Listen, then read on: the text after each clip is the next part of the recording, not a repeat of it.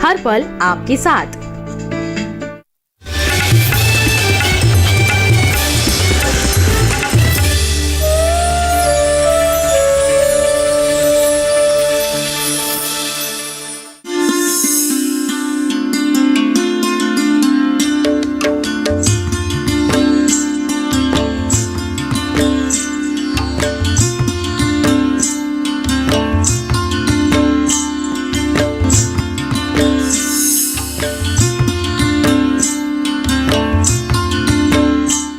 नमस्कार, स्वागत है आपका गांव किसान में। आपके साथ मैं हूं अंटू सिंह।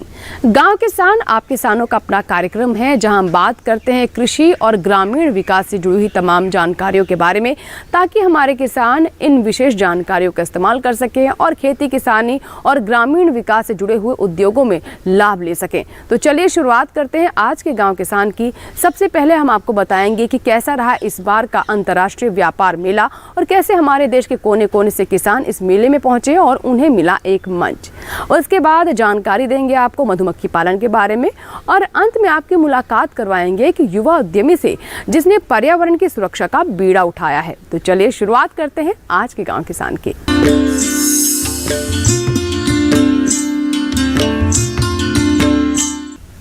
हमारा देश लगातार आत्मनिर्भरता की सीढ़ियां चढ़ रहा है और हमारी सरकार की तरफ से भी ऐसे कदम उठाए जा रहे हैं जिससे लोगों के हुनर और उनकी प्रतिभा को मंच मिल सके। ऐसा ही कुछ देखने को मिला इस बार की राजधानी दिल्ली में आयोजित अंतर्राष्ट्रीय व्यापार मेले में, जहां पर देश के कोने कोने से किसान पहुंचे और उन्हें अपनी प्रतिभा को प्रदर्शित करने का मौका भी मिला। किस तरीके से हुनर को मंच मिला और नए खरीदार इस व्यापार मेले के माध्यम से हमारे किसानों को मिल सके, आइए जानते हैं अपने इस रिपोर्ट में।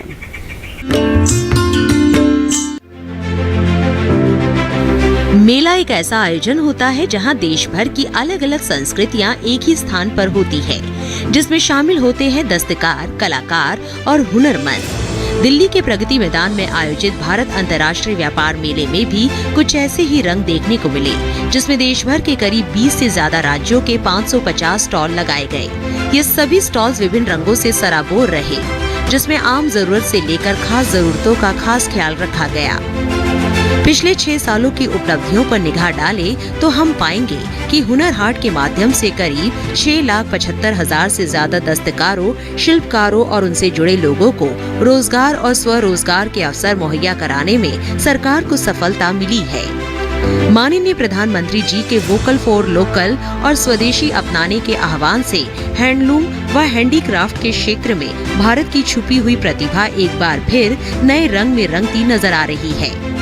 इस बारे में जब केंद्रीय अल्पसंख्यक कार्य मंत्री मुख्तार अब्बास नकवी जी से बात की गई तो उनका कहना था,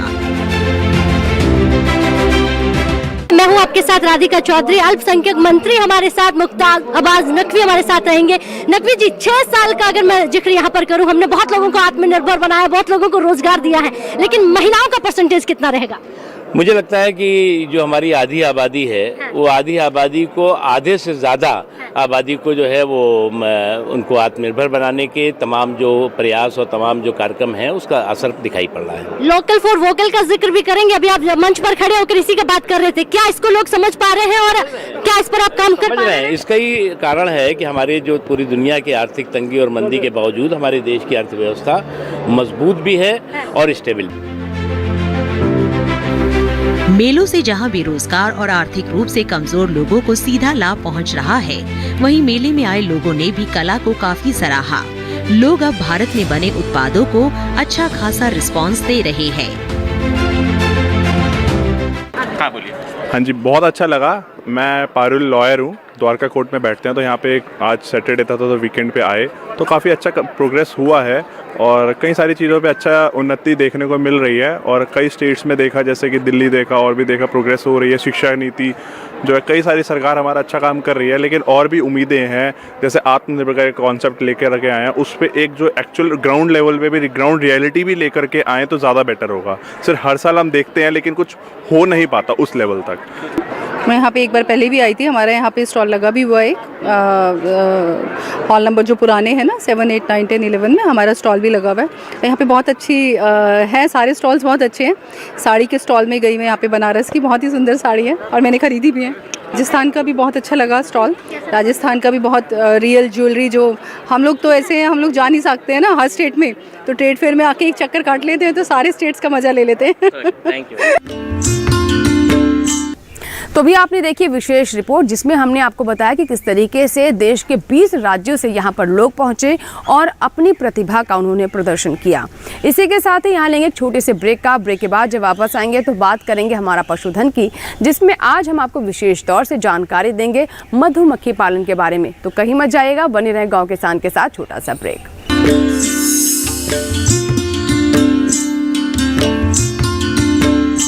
हर जोखिम से निकल कर फसल आए, सुरक्षित हो जाए।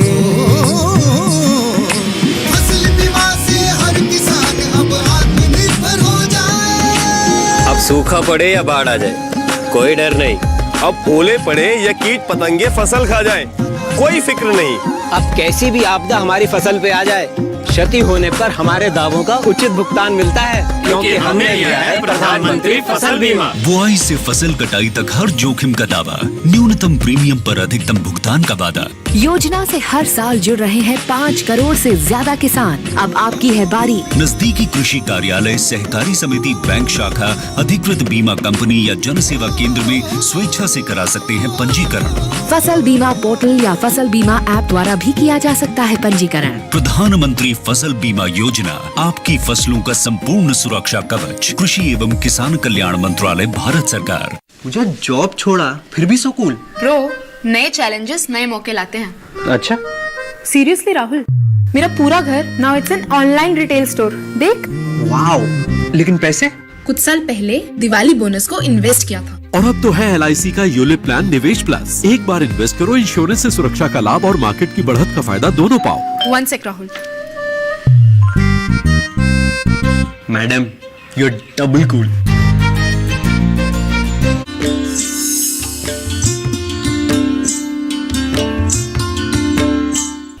ब्रेक के बाद एक बार फिर आपका स्वागत है। आप देख रहे हैं गांव किसान। आइए बात करते हैं हमारा पशुधन की। हमारा पशुधन में आज हम आपको जानकारी देंगे मधुमक्खी पालन के बारे में, जिसको लेकर हमारे युवा किसानों के बीच काफ़ी रुझान देखने को मिल रहा है। हमारे किसान परंपरागत कृषि के साथ मधुमक्खी पालन कर सकते हैं और इससे अपनी आय में वृद्धि भी कर सकते हैं। साथ ही खेती किसानी में भी मधुमक्खी पालन का अच्छा प्रभाव देखने को मिलता है। तो कैसे हमारे किसान मधुमक्खी पालन की शुरुआत कर सकते हैं, कौन कौन सी प्रजातियों का चुनाव करें, कितनी इसमें लागत आएगी और कितनी इसमें आय हो सकती है, आइए देखते हैं हमारी इस रिपोर्ट में।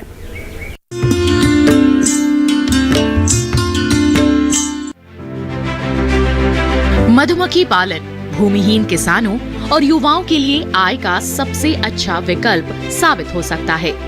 जो किसान इस कुटीर उद्योग को शुरू करना चाहते हैं, वो छोटी सी जगह से और कम व्यय पर इसे शुरू कर सकते हैं। इस व्यवसाय में शहद के साथ साथ अन्य उत्पाद जैसे bee venom, bee pollen, bee wax, royal jelly भी मिलते हैं। इनसे किसान मुनाफा कमाकर आर्थिक रूप से मजबूत हो सकते हैं। उत्पादों से अतिरिक्त मुनाफा भी होता है। आजकल के युवा किसानों के बीच खेती और बागवानी के साथ साथ मधुमक्खी पालन का चलन तेजी से बढ़ रहा है। ये कम खर्चीला, बेहतर मुनाफा देने वाला व्यवसाय है। मधुमक्खी पालन में नुकसान की आशंकाओं को कम करने के लिए किन बातों का ध्यान रखें, आइए जानते हैं विशेषज्ञ की राय। हम कृषि विज्ञान केंद्र भारत सरकार के द्वारा जो स्कीम चली हुई है हनी मिशन, उसके तहत 6 ट्रेनिंग हमें करानी है, जिसमें से आज हम चौथी ट्रेनिंग ये कर रहे हैं। और विभिन्न किसान भाई जो हैं आसपास के गाँव के, शहर के, दिल्ली के अंदर से भी बहुत लोग इसमें आए हुए हैं जो ट्रेनिंग जो ले रहे हैं। और इनका उद्देश्य ये है कि हमारा भी उद्देश्य ये है कि ये जो नए लोग हैं, नवयुवक हैं, ये अच्छे से ट्रेनिंग लेकर सीख है और फिर मधुमक्खी पालन का कार्य करें। क्योंकि मधुमक्खी एक ऐसी व्यवसाय है कि जिसमें ना तो खेत की ज़रूरत है, ना इसमें जो है किसी चीज़ की अन्य ज़रूरत है। इसमें एक बार आप पैसा लगाते हैं शुरुआत में, उसके बाद जो भी उत्पाद हैं इसके, चाहे वो शहद है, चाहे वो वैक्स है, और इसके अलावा इसका सबसे जो अधिक जो फ़ायदा है, जिसको कहते हैं हम इनडायरेक्ट रूप से, वो है पोलिनेशन, पर परागण। जहां एक और किसान अपनी आय बढ़ाने की पुरजोर कोशिश में लगे हुए हैं, वहीं सरकार भी किसानों के आत्मनिर्भर होने के लिए हर संभव प्रयास कर रही है। ऐसे में मधुमक्खी पालन एक सुलझा हुआ रास्ता साबित हो सकता है।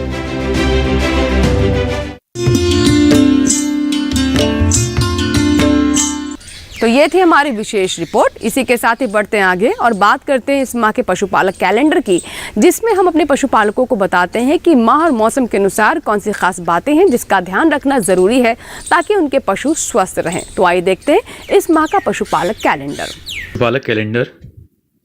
इस माह में तापमान में कमी होना लाजमी है। ऐसे में पशुओं को ठंड से बचाने के उपाय करें। रात के समय पशुओं को खुले में ना छोड़ें। सर्दियों में मौसम में पशुओं के आवास का बेहतर प्रबंधन करें। समय रहते आवास की छत पर घास फूस से ढक दें। दिन के समय पशुओं को खुली धूप में बांधें, क्योंकि सूर्य की किरणों में विषाणु को नष्ट करने की क्षमता होती है, जिससे बीमारियों की आशंका कम हो जाती है। तापमान में कमी होने पर पशु के शरीर को गर्म रखने के उपाय करें। पशुओं के शरीर को कपड़ा या जूट की बोरी से ढक दें। पशुओं में रक्त संचार बेहतर बनाए रखने के लिए पशुओं को हल्का व्यायाम कराएं। खुरपका, मुंहपका रोग, गलघोटू, लंगड़ी बुखार, चेचक आदि रोगों के टीके यदि अभी तक नहीं लगवाए हों तो कृपया समय रहते पशुओं का टीकाकरण करा लें। इस मौसम में कफ, निमोनिया और खांसी संबंधित रोग होने की स्थिति में पशु चिकित्सक से परामर्श लेकर ही पशु को दवा दें। दुधारू पशुओं को थनैला रोग से बचाने के लिए पूरा दूध निकालने और दूध दुहने के बाद थनों को कीटाणुनाशक घोल से धो लें। इस मौसम में पशुओं के आहार में खनिज लवण की निर्धारित मात्रा दें। इस मौसम में पशुओं को दलहनी हरा चारा जैसे बरसीम, ल्यूसन, जई दें।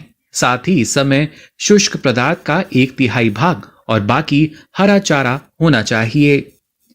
इस समय पर्याप्त मात्रा में हरा चारा उपलब्ध रहता है, लेकिन पशु का स्वास्थ्य बनाए रखने के लिए निश्चित मात्रा में ही हरा चारा दें, नहीं तो अफारा होने की आशंका बनी रहती है।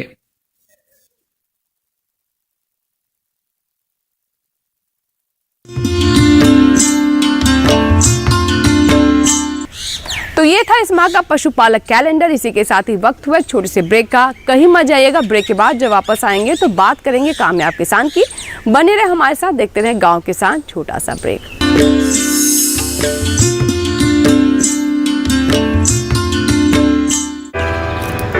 My journey of insurance and investments began at the same time when I invested in LIC SEEP. In this fast-moving world, SEEP can balance your funds with security and growth. SEEP will take care of the ups and downs of the market and will give you fruitful results so that you enjoy the ride. And when SEEP is with you, you can soar high. LIC's unit-linked insurance plan SEEP offers savings and protection so that you can soar high in your life. LIC, हर पल आपके साथ।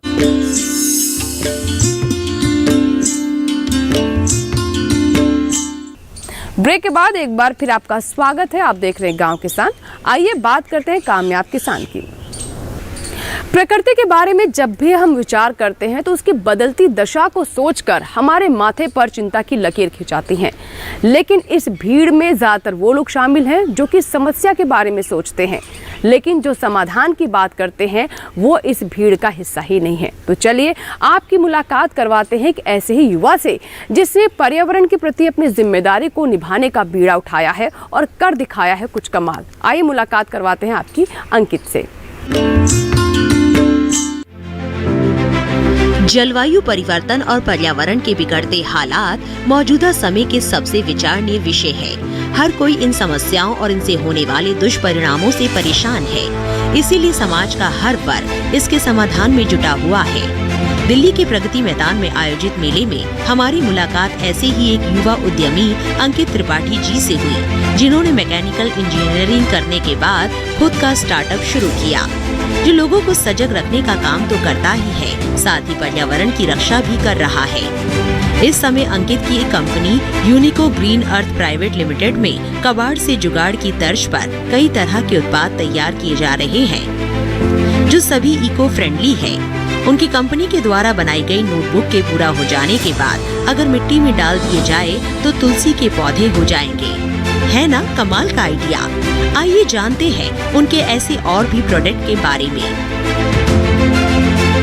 मेरी company का नाम है यूनिको। यूनिको का मतलब है unique and eco friendly products. जिस तरीके से देख रहे हैं ये यूनिको मेरी कंपनी का नाम है। हम लोग कबाड़ से जुगाड़ करते हैं, जो लोगों के लिए कबाड़ है हम उससे जुगाड़ करके प्रोडक्ट्स बनाते हैं। जैसे कि हम पेंसिल और पेन यूज़ करते हैं, सब लकड़ी की होती है, उसके लिए पेड़ कटता है, प्लास्टिक की चीज़ें होती है, तो हमने पेंसिल और पेन बनाया है जो कि अखबार के वेस्ट से बना है। जैसे कि ये नोटपैड है, इसमें भी सीड है, तो जब ये नोटपैड ख़त्म हो जाए आप इसे तुलसी का पेड़ लगा सकते हैं। इस तरीके के कई सारे प्रोडक्ट हैं। जैसे कि ये बैम्बू का एम्पलीफायर हमने बनाया, ये बांस जो बहुत बड़ा वेस्ट होता है। तो मतलब हम लोगों को, एक बच्चों को और आने वाली फ्यूचर जनरेशन को एक मौका दें कि लोग पेड़ लगाएं, क्योंकि भविष्य में आने वाला जो सोल्यूशन है पोल्यूशन का वो पेड़ ही लगाना ही है, और लोगों के पास ईज़ ऑफ एक्सेस नहीं है कि लोग जल्दी से पेड़ लगा लें। तो हमने लोगों को स्टेशनरी की चीज़ों में मौका दिया कि वो पेड़ लगाएं। अब जैसे कि हम बुके खरीद के लाते हैं, तो हमने बुके का ये हमारा एक प्रोडक्ट है पोल्यूशन सॉल्यूशन। इसमें हमने बुके का अल्टरनेटिव बनाया। लोग बुके गिफ्ट करते हैं जो वेस्ट हो जाता है, तो ये हमने प्रोडक्ट बनाया। इसके पीछे सीड्स हैं, सो हम इससे पेड़ लगा सकते हैं। तो इस तरीके के प्रोडक्ट है, और हमारा एक विज़न है कि लोग हमारे प्रोडक्ट यूज़ करें यूनिको के और प्लैनेट को हैप्पी कर सकें। तो इस तरीके से मैंने स्टार्ट किया था। अंकित जी की सोच वाकई सराहनीय है कि एक नौकरी की चाह रखने से अच्छा है कई लोगों को रोजगार देना। इसी सोच को 4 कदम आगे ले जाते हुए अंकित और उनकी कंपनी ट्रांसजेंडर और इसी तरह के लोगों को सपोर्ट कर रहे हैं और उन्हें आत्मनिर्भर बना रहे हैं। तो अभी हमने आपको बताया हमारे आज के युवा उद्यमी के बारे में, जिनसे हमारे अन्य युवा भी सीख ले सकते हैं और पर्यावरण के प्रति अपनी जिम्मेदारी कुछ इसी तरीके से निभा सकते हैं। इसी के साथ ही आज के गांव किसान में फिलहाल इतना ही। आपको बता दें कि आप हमारा एक कार्यक्रम हमारे YouTube चैनल पर भी देख सकते हैं।